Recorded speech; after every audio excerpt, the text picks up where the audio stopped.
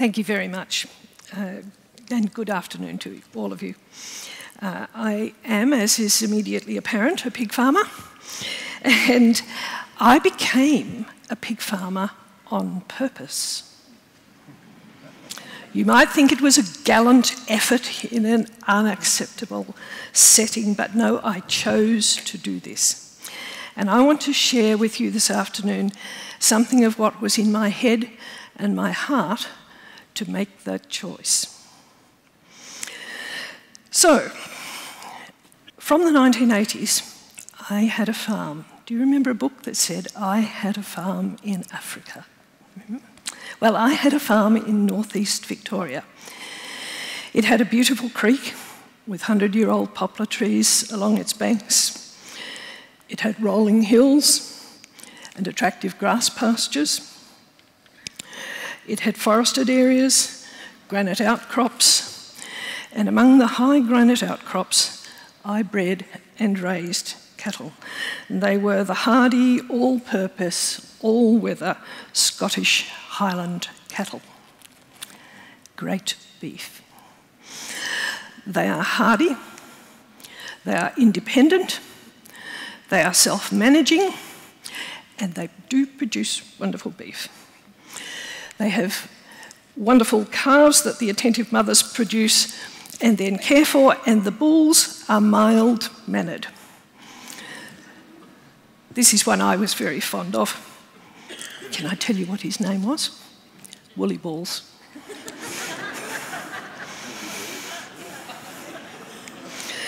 They are equally at home in the grass pastures. Now, come on, move on, slide. And they are equally at home in the steep, rocky country. And they are entirely at home in the mists of winter. The calves' thick coats keep them warm and dry. And they are self-medicating. They eat leaves and bark from the trees. Agriculture is full of the most wonderful and astonishing facts, you know, and one of them is that when the grass grows in spring, it gets all hormonal. Did you know that?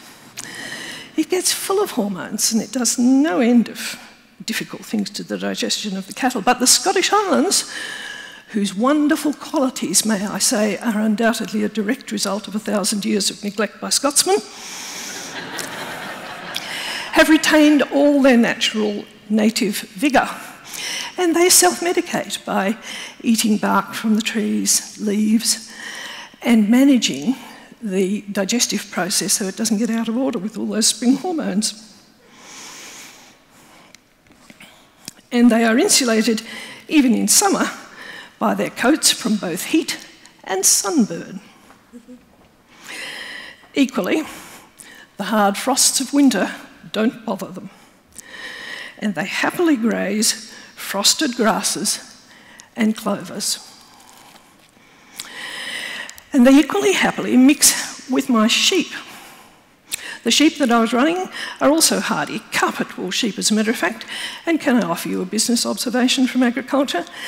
In the 1980s, carpet wool was a promising industry in Australia, but we never brought it to a durable scale, and now we let the New Zealanders do it instead.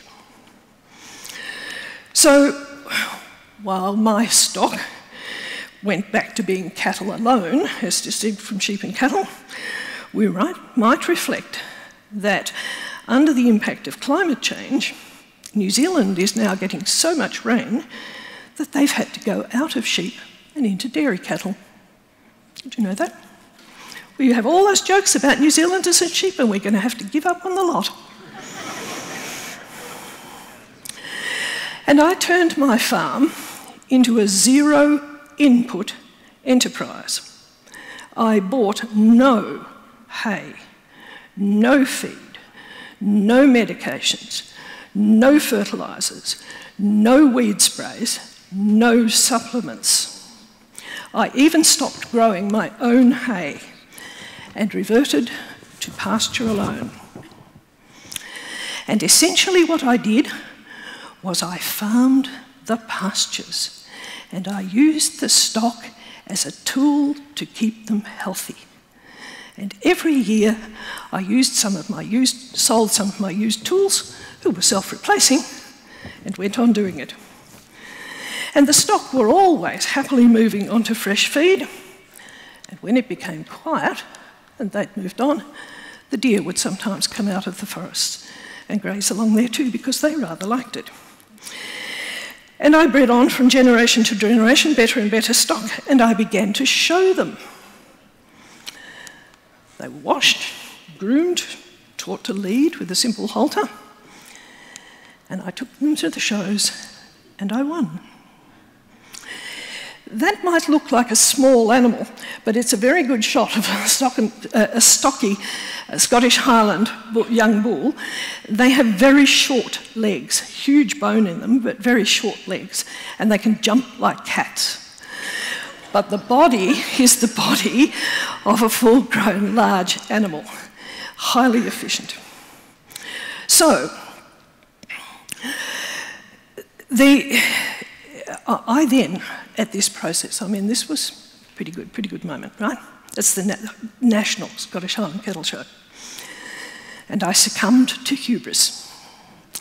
And I thought, this has to be a winning enterprise. So I sat down to benchmark it.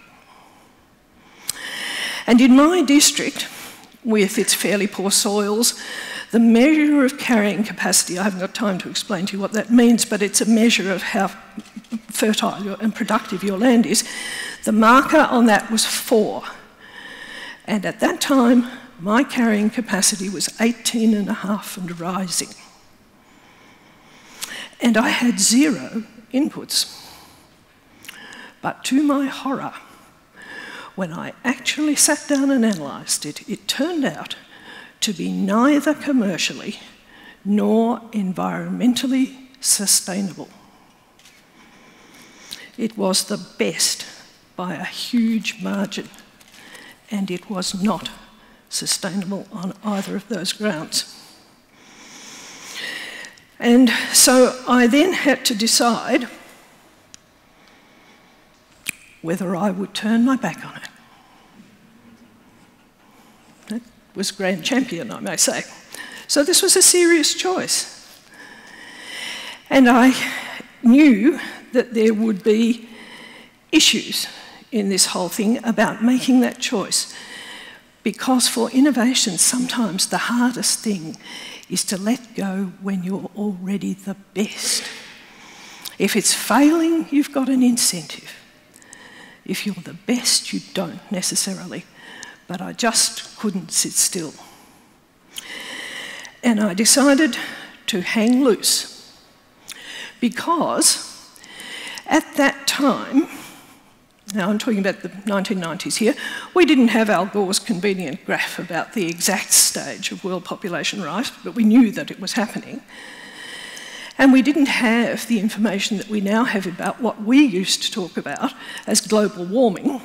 Climate change was a phrase we didn't have either. But we did know that there were a lot of more people in the world who need to be fed. We did know that the capacity to feed them was being reduced. And we were in a pincer movement between a major humanitarian and commercial crisis around the world. We still are. But we're doing a bit more about it than we were at this time, I have to tell you. And one of the major components of this crisis, which again we don't talk about enough, is the issue of dietary energy. Almost all of the developing nations want to move towards a more westernised form of production, and the thing that holds them back is their dietary energy. Basically, in a Western production society, you are expected to work 8 hours a day and travel on either side of it. And these people just don't have a diet that allows them to do that. I haven't got time in this presentation to explain to you some of the strategies that people have used here and there, but basically, access to high-quality dietary protein is a key driver of economic change, as well as supplying food for health.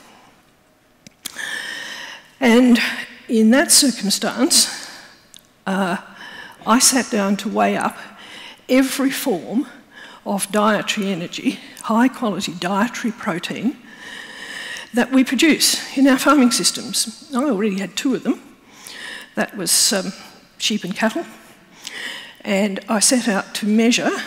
I had to figure out the formulae. The one I looked at that was the most useful was just energy in, energy out, which is pretty sensible in any enterprise, really. And I looked through the ruminants that I already dealt with and every other one, alpacas, camels, I've been there. It turns out that any monogastric outperforms every ruminant by a significant margin when you measure the various forms of energy you put in for the return you get. And of the monogastrics, the three that perform best are fish, chickens, and pigs. And what I was looking for was a form of dietary energy that was the most widely used through the world, the most culturally relevant across the world, that used the simplest production systems, that had the greatest yield from the energy that was put in and returned as high-quality dietary energy, and that was environmentally responsible and animal welfare friendly. And when I added them all up, and again I haven't got time to tell you what the differences were, but it turned out to be pigs. And I thought, right, that's it. I will turn my back on what I'm doing and become a pig producer. So I had to hang loose on the pastures I'd got, the beautiful trees. Even the koalas come down to talk to the bull. The chickens around the barn, the orphan lamb on the veranda, the geese when the eggs hatch and then the goslings grow a bit, the cats snoozing in the barn after the wool has been baled, the new foals in the spring, the farm horses. But there comes a time when even the black-backed ibis know it is time to go. And I walked out, in fact I drove out, said goodbye to the last of my highlands, went out the driveway, and I did not go back. And that was the driver.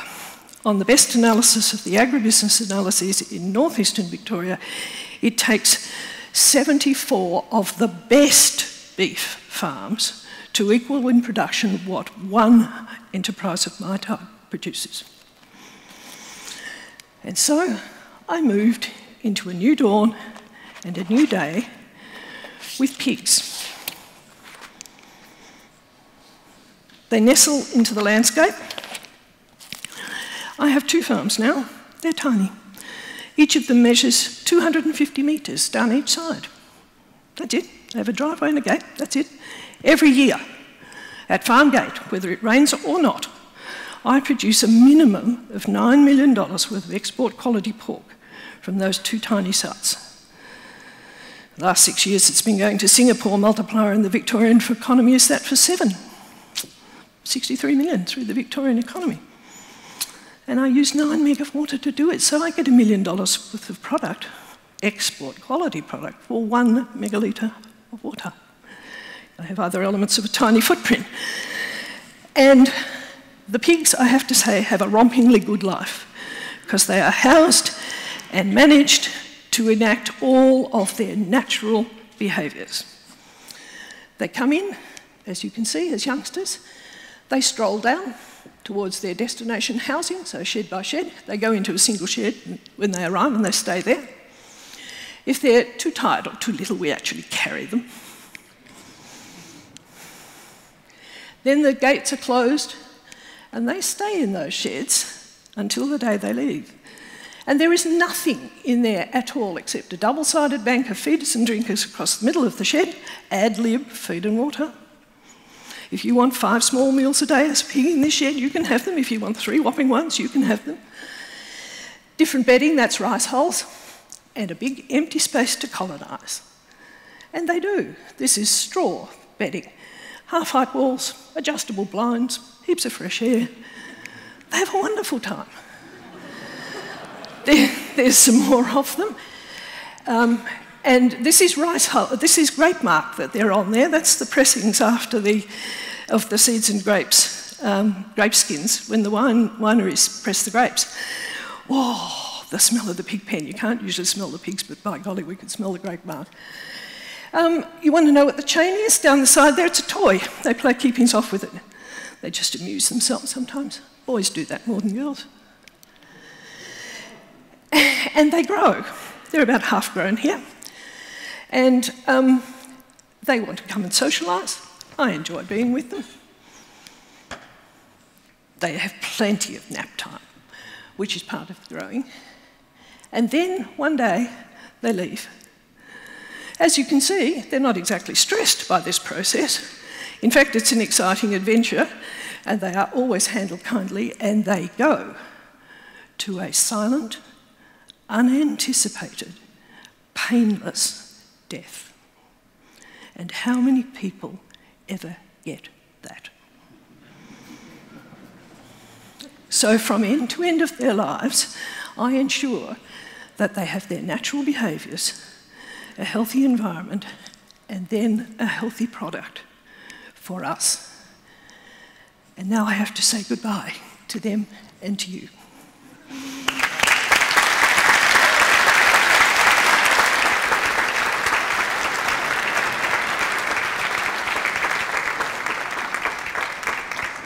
Claire, what a wonderful story, and it's not surprising that Claire's been inundated with awards for entrepreneurship and acknowledgement for the wonderful things that she's been doing and showing a lot of old fogey farmers what to do. I'm one of those farmers that's still in that group of people that's not on the, it's on the red side of the ledger, should we say.